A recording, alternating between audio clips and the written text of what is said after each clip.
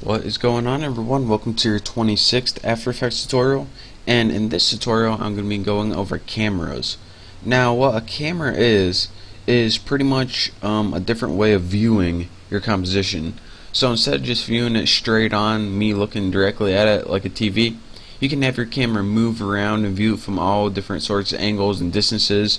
And just like a regular camera, one of the main things is the closer you are to your composition, the bigger it appears, and the further away you are, the smaller it appears.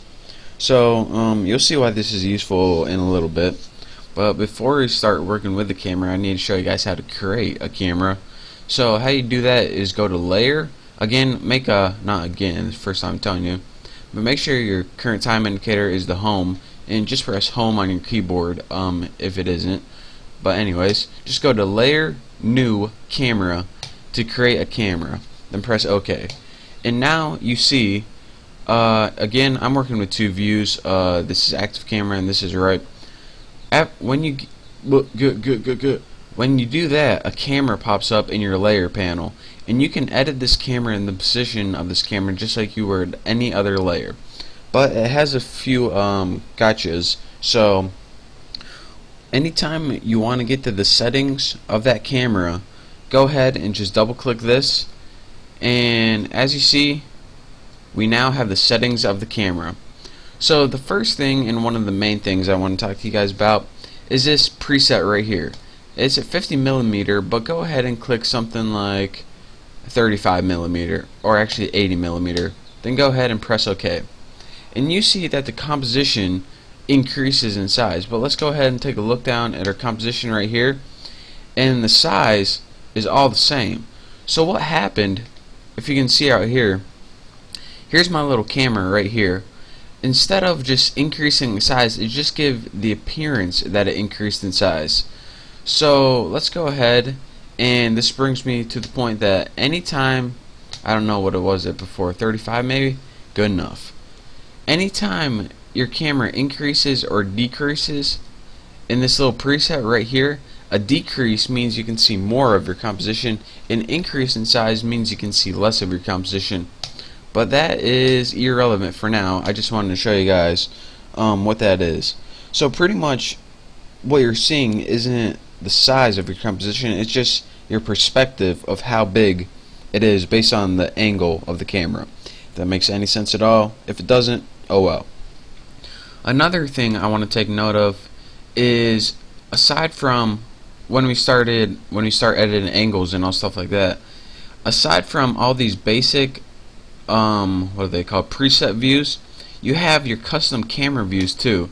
So ours is the same right now, but whenever you start editing weird angles, you can also view it from the cameras you made. So that's a neat little thing to take note of. If you want to make a camera just for viewing angles, you can do that as well.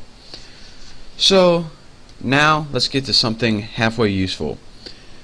When you're making like professional films and stuff, a real camera has different stuff, have different amounts of blur depending on if it's in focus or not.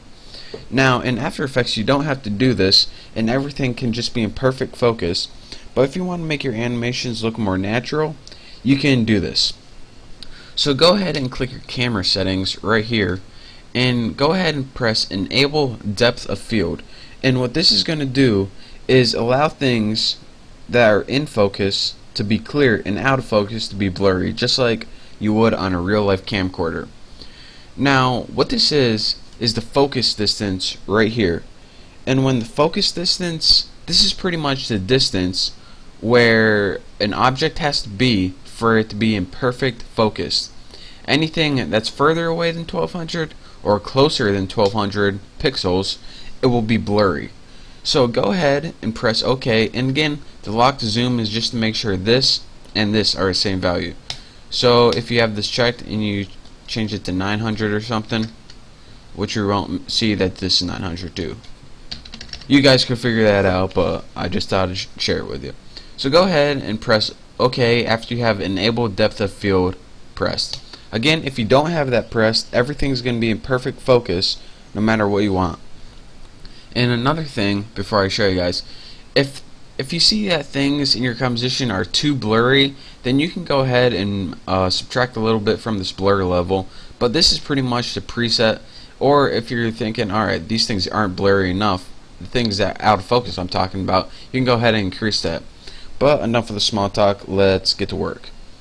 So now we have our camera right here, and we can move it around with the X, Y, and Z, and this is our object or composition right here. So whenever, let's go ahead and work with camera settings. Actually, well, that's good for now. What we're going to be working with is focus distance parameter right here. So again, I told you anything that's not 1200 pixels, as said right here, focus distance is going to be out of focus. So this is exactly 1200 pixels away. So let me go ahead and move the focus distance closer, say to 900. As you can see, my image becomes a little more blurry. Actually, I'm just going to go ahead and change it to 600. And as you can see, my image gets really blurry right here. And again, if I move this to like 300, it would become incredibly blurry. So that's what this little bar is on your camera.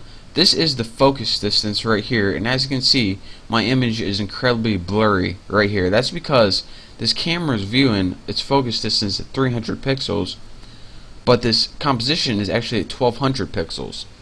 So if you ever have a composition and you want things to like go from far away and they're blurry, and have them zoom in and they're clear for a little bit as they get closer, but then they come out, this is how you do that. But for now, I'm running out of time in this tutorial, but I just wanted to show you guys the main thing is double click this to get your camera settings, your presets. Enable depth of field allows things to be blurry and not blurry, and just go ahead and press OK. And this focus distance is the distance your composition needs to be away, or the layers need to be away for it to be in perfect focus. So anything that's not 300 pixels is going to be progressively blurrier and blurrier.